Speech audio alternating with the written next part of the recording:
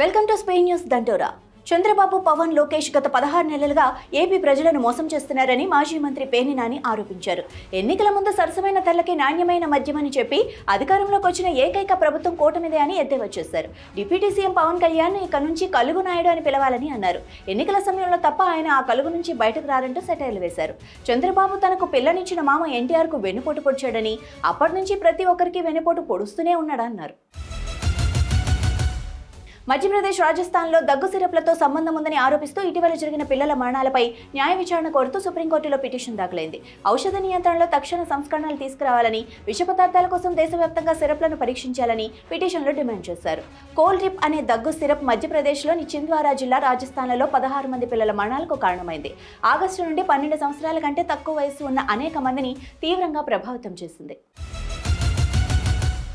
దేశవ్యాప్తంగా సంచలనం రేపిన కరూర్ తొక్కిసలాట ఘటనలో భారీగా అరెస్టులు చోటు చేసుకుంటున్నాయి. ఈ ఘటనకు సంబంధించి యూట్యూబర్ కమ్ జర్నలిస్ట్ ఫెలిక్స్ గెరాల్డ్ను చెన్నై సైబర్ క్రైమ్ పోలీసులు అరెస్ట్ చేశారు. ఈ ఘటనపై ఆయన ప్రచురించిన వీడియోల నిమిత్తం విచారణ కోసం ఆయన అదుపులోకి తీసుకున్నారు. తొక్కిసలాట ఘటనకు సంబంధించి నకిలీ వార్తలను ప్రచారం చేశానన్న ఆరోపణలు ఆయనపై ఉన్నాయి. అటు విజయ్ ఎన్నికల ప్రచార వాహనం డ్రైవర్పై కేసు నమోదైంది. మనుషుల ప్రాణాలకు ముప్పు వాటిల్లేలా వాహనం నడిపినందుకు కరూర్ వేలాయుధపాళ్యం పోలీసులు కేసు నమోదు చేశారు. కల్తీ మద్యం రాష్ట్రమంతా ఏరులై పారుతుంటే కూటమి ప్రభుత్వం ఏం చేస్తోందని మాజీ మంత్రి జోగి రమేష్ ఎద్దేవా చేశారు. 100 కోట్ల కుంభకోణం జరుగుతుంటే చంద్రబాబు, పవన్ కు కనబడట్లేదా అని ఆయన అడిగారు. ప్రజలకు గుక్కడి మంచినీరు ఇవ్వటం చేత కాదు గానీ విచ్చలవిడిగా బెల్ట్ షాపులు పెట్టి అమ్ముతారా అని ప్రశ్నించారు. ఈ కుంభకోణంలో ఎవరున్నా శిక్ష పడాల్సిందే అన్నారు. దీనిపై ప్రభుత్వం బాధ్యత తీసుకోవాలని డిమాండ్ చేశారు. ఏపీ ఇన్వెస్టర్ ఫ్రెండ్లీ పాలసీతో ముందుకు సాగుతుందని ఏపీ మంత్రి నారా లోకేష్ చెప్పారు. ముంబైలో వ్యాపార దిగ్గజాలు, ఇన్వెస్టర్లతో మంత్రి లోకేష్ సమావేశమయ్యారు. సీఎం చంద్రబాబు చొరవతో విశాఖకు వస్తున్న సీలాండ్ కేబుల్స్ ముంబై కంటే రెండింతలు శక్తివంతంగా ఉంటాయన్నారు. యువతకు ఉద్యోగాలు కల్పించేందుకు టీసీఎస్, కాగ్నిజెంట్ వంటి కంపెనీలు కేవలం 99 పైసలకే ఎకరా చొప్పున భూములు ఇచ్చిన ఘనత కూటమి ప్రభుత్వాన్ని స్పష్టం చేశారు. విద్యుత్ ఛార్జీలను యూనిట్కు 13 పైసలు తగ్గించడం సమర్థవంతమైన పరిపాలనకు నిదర్శనమన్నారు.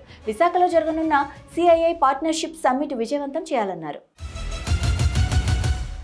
ప్రధాని నరేంద్ర మోడీ రాజకీయ జీవితంలో కీలక మైలురాయి అందుకున్నారు. ప్రభుత్వాధినేతగా ఆయన 25 ఏళ్లు పూర్తి చేసుకున్నారు. ఓ ప్రభుత్వానికి అధినేత హోదాలో ఆయన 25 ఏళ్లుగా సేవలు అందిస్తున్నారు.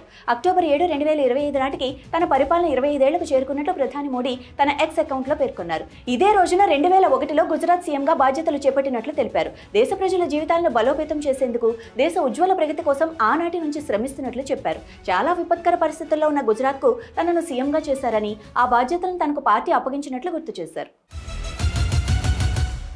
అమెరికా అధ్యక్షుడు డొనాల్డ్ ట్రంప్ భారతీయ విద్యార్థులను లక్ష్యంగా చేసుకుని కొత్త ఆదేశాలు జారీ చేశారు. 9 విశ్వవిద్యాలయాలకు అంతర్జాతీయ గ్రాడ్యుయేట్ విద్యార్థుల సంఖ్యను 15% పరిమితం చేయాలని, ఒకే దేశం నుండి 5% కంటే ఎక్కువ మంది విద్యార్థులు రాకూడదని మెమో పంపారు. ఇది ప్రవేశాలు, వీసాలు పొందడంలో భారతీయ విద్యార్థులకు ఇబ్బందులు సృష్టించనుండగా, భారీ సుంకాలు, H1B వీసా రుసుముల పెంపు తర్వాత ఈ చర్య రావడం గమనార్హం. అమెరికా తన ప్రాధాన్యతల ఆధారంగా నిబంధనలను మరింత కఠినతరం చేస్తోంది. గాజా ఇజ్రాయెల్ యుద్ధం మొదలై నేటితో 2 ఏళ్లు పూర్తి చేసుకుంది. ఈ సందర్భంగా ఇజ్రాయెల్ ప్రధాని బెంజమిన్ నెతన్యాహు కీలక వ్యాఖ్యలు చేశారు. హమాస్ ఇంకా నాశనం కాలేదని, యుద్ధం ముగించడానికి దగ్గరగా ఉన్నట్లు తెలిపారు. యుద్ధం ఎక్కడ మొదలైందో అక్కడే ముగుస్తోందని వ్యాఖ్యానించారు. అక్టోబర్ 7న హమాస్ చేసిన దాడులతో ఇజ్రాయెల్ పనైపోయిందని అందరూ భావించారని, కానీ ఊహించిన విధంగా ఇంకా బలపడిందని నెతన్యాహు తెలిపారు. హమాస్ ఇంకా నాశనం కాలేదని, కానీ ఆ లక్ష్యాన్ని తాము త్వరలోనే చేరుకుంటామని స్పష్టం చేశారు. అప్పుడు ఇజ్రాయెల్ మరింత బలమైన దేశంగా అవతరిస్తుందని వెల్లడించారు.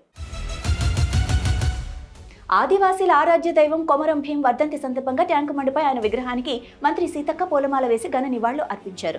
కొమరం భీం వర్ధంతిని అధికారికంగా నిర్వహించాలని రాష్ట్ర ప్రభుత్వం నిర్ణయించిందని, దానికి అనుగుణంగా ప్రత్యేక జీవో ఇచ్చామని తెలిపారు. కొమరం భీం పోరాటం ఆత్మగౌరవం కోసం చేసిన పోరాటమని చెప్పుకొచ్చారు. మా గూడెల్లో మా రాజ్యం కావాలని, మా అడవుల మీద మాకు హక్కు ఉండాలని పోరాటం చేశారని గుర్తు చేశారు. వారి పోరాటాల ఫలితంగానే రాజ్యాంగ నిర్మాత అంబేద్కర్, తొలి ప్రధాని నెహ్రూ ఆదివాసీ గిరిజనులకు రాజ్యాంగంలో ప్రత్యేక రక్షణలు కల్పించారని గుర్తు చేశారు.